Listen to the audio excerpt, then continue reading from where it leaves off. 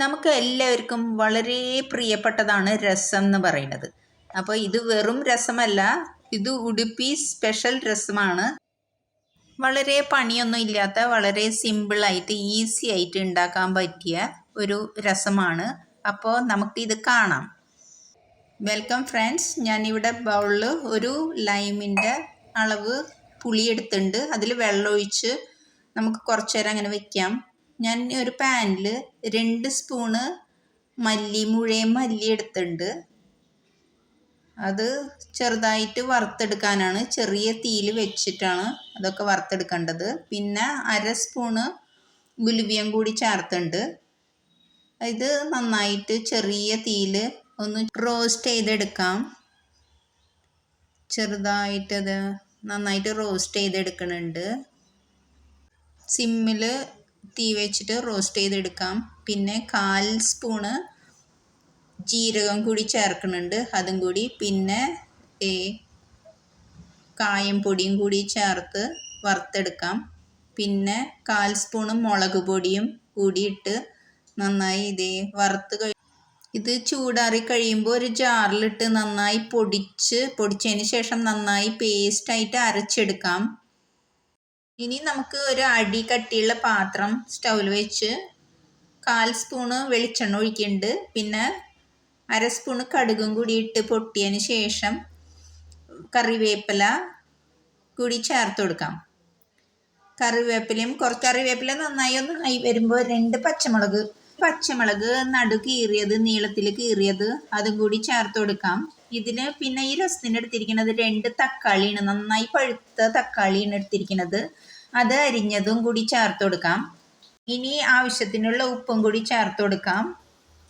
ഇനി 1/4 സ്പൂണ് മഞ്ഞളും കൂടി ഇതിൽ ചേർക്കുന്നുണ്ട്, അതും കൂടി ചേർത്ത് ഈ തക്കാളി നന്നായി ആയി വരണം. നന്നായി വെന്ത് ഉടയണ പരുവാകുമ്പോഴാണ് നന്നായി ഇങ്ങനെ വെന്ത് നന്നായി ഉടഞ്ഞ് വരുമ്പോൾ നമുക്ക് പുളി പിഴിഞ്ഞ് ഇതിലേക്ക് ഒഴിക്കാം.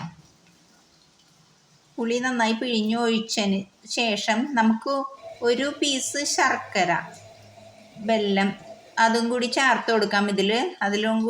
അതും കൂടി ഇതിലിട്ട് നന്നായി ഇളക്കി മിക്സാക്കി ഒരു തിള വരണം. ഈ രസത്തിൽ പരിപ്പും കൂടി ചേർക്കുന്നതാണ്. അപ്പോൾ പരിപ്പും കൂടി ഞാൻ 1/4 ഗ്ലാസ് പരിപ്പ് ഓൾറെഡി വേവിച്ച് വെച്ചിട്ടുണ്ട്. നന്നായി പരിപ്പ് ഉടച്ചെടുക്കണം. ആ പരിപ്പും കൂടി ഇതിൽ ചേർത്ത് കൊടുക്കാം. തിള വന്നതിന് ശേഷമാണ് ചേർക്കേണ്ടത് കേട്ടോ. പുളിയൊക്കെ നന്നായി തിളച്ച് വരുമ്പോഴാണ് ഈ പരിപ്പ് നന്നായി ഉടച്ചത് ഇതിൽ മിക്സാക്കി കൊടുക്കുക. നന്നായി തിളച്ച് വരുമ്പോൾ ഇനി നമ്മൾ അരച്ച് വെച്ചിരിക്കുന്ന മസാല, രസത്തിന് നേരത്തെ വറുത്ത് വെച്ചിരിക്കുന്ന മസാല നന്നായി അരച്ചത് കുറച്ച് നന്നായി വെള്ളം ചേർത്ത് ഇതിൽ ഒഴിച്ചു കൊടുക്കാം. ഒഴിച്ചു കൊടുത്ത് ഒരു തിളയൊക്കെ നന്നായി തിള വരണം. ഇതൊക്കെ കൂടി ഒന്ന് ചെറിയ തിള വരുമ്പോൾ കുറച്ച് മല്ലിച്ചപ്പ് നന്നായി ചെറുതായി അരിഞ്ഞത് ഇതിൽ ചേർത്ത് കൊടുക്കാം.